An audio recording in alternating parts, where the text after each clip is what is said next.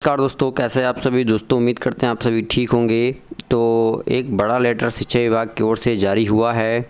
बिहार राज्य अध्यापक नियुक्ति स्थानांतरण एवं अनुशासनिक कार्रवाई एवं सेवा शर्त नियमावली 2023 के आलोक में नियुक्ति हेतु रिक्तियों के समेकन के संबंध में उपयुक्त विषय के संबंध में राज्य के प्रारंभिक विद्यालयों में बिहार राज्य अध्यापक नियुक्ति स्थानांतरण एवं अनुशासनिक कार्रवाई एवं सेवा शर्त नियम 2023 के आलोक में शिक्षकों की नियुक्ति की कार्रवाई हेतु रिक्तियों के समेकन की आवश्यकता है।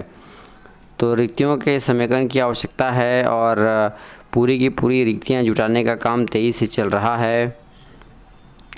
कार्य प्रगति में है, लेकिन इसी बीच शिक्षक अभ्यर्थी लगातार सुपर टेट में कैसे प्रश्न पूछे जाएंगे। लेकिन इसी बीच एक बड़ी खबर आ रही है कि सुपर टेट यानी कि बीपीएससी के जो चेयरमैन हैं, उन्होंने एक बड़ा खुलासा किया है कि कैसा जो प्रश्न है वो पूछे जाएंगे बीपीएससी के द्वारा, किस प्रकार का प्रश्नों का लेवल होगा, तो वो भी हम जान लेते हैं। सबसे पहले दोस्तों देखिए, सामान्य ज्ञान से 25 मार्क्स, सीडीपी या ईवीएस से आपके 25 मार्क्स होंगे, गणित तर्कशक्ति से 25 मार्क्स, भाषा हिंदी से 25 मार्क्स और न्यूनतम पासिंग मार्क्स 40% रखा जाएगा। उसके बाद बात यह आती है कि भाई आखिरकार कैसा प्रश्न पत्र होगा।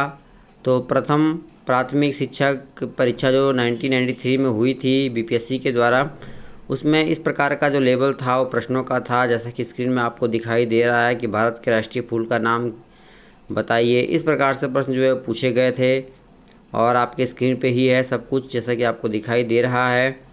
और देखिए ये लेवल था प्रश्नों का, देख सकते हैं। तो ऐसे प्रश्न जो है वो पूछे गए थे और पूरा का पूरा यहाँ पे आप देख सकते हैं कि प्रश्न पत्र जो आपको दिखाई दे रहा है वो इस प्रकार का था, देख सकते हैं। लेकिन बात यह आती है कि भाई अब कैसा प्रश्न पत्र होने वाला है। लेकिन इससे पहले हम सुन लेते हैं कि जो बीपीएससी के चेयरमैन हैं वो क्या कुछ कह रहे हैं। तो चलिए हम उन्हें सुन लेते हैं। उनको कंफ्यूज करना, क्योंकि हम तभी तो उनकी गहराई को हम लोग भांप सकेंगे, उनके मेरिट को हम भांप सकेंगे। तो ये उम्मीद करना है कि हम प्रश्न जो पूछेंगे वो सीधा साधा क्वेश्चन पूछ देंगे, तब तो सभी आंसर दे देंगे। तो अब बात ये उठती है कि अगर हम कंफ्यूजिंग क्वेश्चन पूछेंगे ही पूछेंगे तो उनको क्या करना चाहिए। स्वाभाविक है कि उनको अपना डेप्थ बढ़ाना पड़ेगा। सतही ज्ञान से काम नहीं चलेगा, उनको डेप्थ में जाकर के पढ़ना पड़ेगा। सतही ज्ञान से कभी नहीं चल सकता है। जैसे कुछ बच्चे ऐसे होते हैं जो दरोगा भी दे देते हैं, यूपीएससी भी देते हैं, बीपीएससी भी दे देते हैं, हर एग्जाम देते हैं और फिर सवाल खड़े करते हैं।